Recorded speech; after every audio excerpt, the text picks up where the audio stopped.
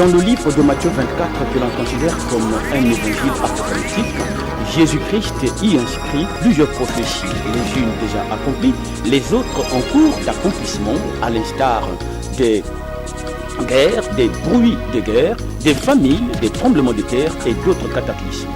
Mais quant à l'abomination du dévastateur établi en lieu saint, elle intrigue aussi bien Israël que les nations, car autant le mystère est source de foi, autant son application physique ou spirituelle est complexe. Annoncée de plusieurs manières et à plusieurs reprises par Daniel dans les chapitres 8, 9, 11 puis 12, reprise par Jésus-Christ dans Matthieu 24, 15, l'abomination du dévastateur est certes une promesse, mais aussi un arcane dont il faut cerner les contours et dévoiler le secret. C'est ce que nous allons faire avec le révérend Francis Tunona, notre invité. Révérend Francis Tunona, bonsoir. Bonsoir. L'étude de cette prophétie me semble très complexe. C'est pourquoi, pour l'aborder profondément et être cohérent dans l'agencement de nos idées, il est utile et fondamental que vous nous situiez premièrement le lieu saint dont il est question dans cette prophétie. Alors, Pasteur Francis, pouvez-vous finalement nous situer géographiquement le lieu saint dont on parle ici? En fait, le lieu saint ici, il est tout simplement question d'Israël, pour être un peu plus précis, de Jérusalem, et pour être encore un peu plus précis, de l'esplanade des mosquées.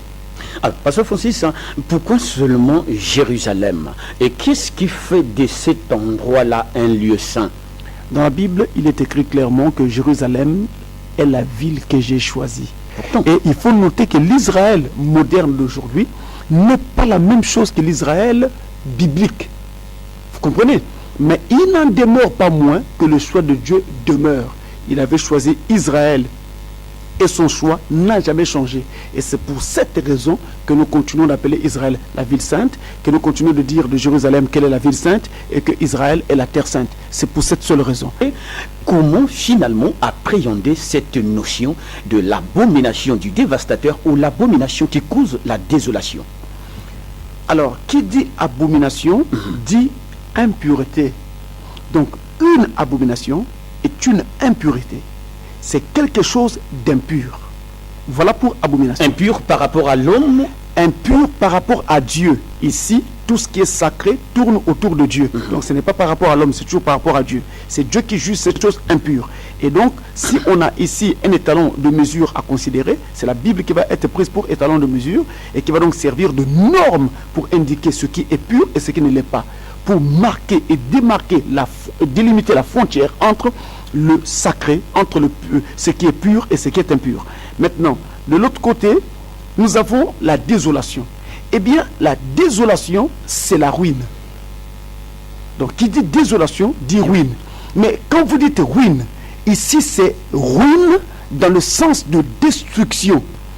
Alors, si nous prenons ruine dans le sens de destruction, nous pouvons tout aussi bien dire que la désolation signifie la suppression. Vous avez un bâtiment qui était là, il est détruit, et quand il est détruit, eh bien, il est supprimé. On ne le voit plus. Il cesse d'exister, il cesse d'être. Donc, l'abomination de la désolation, c'est donc l'impureté qui cause la ruine. C'est la parole qui le dit. Alors, Pasteur Francis, Salomon, lui, descendant d'Abraham, éleva donc un temple pour l'Éternel. De l'autre côté, où l'établissement de la mosquée d'Omar sur cet endroit-là faisait aussi partie de l'abomination. Puis entre celui qui bâtit le temple de Salomon, Salomon lui-même, descendant d'Abraham, et ceux qui ont bâti finalement la mosquée, ils sont aussi des descendants d'Abraham. En quoi l'établissement ou la mosquée d'Omar constitue une désolation finalement aux yeux de Dieu?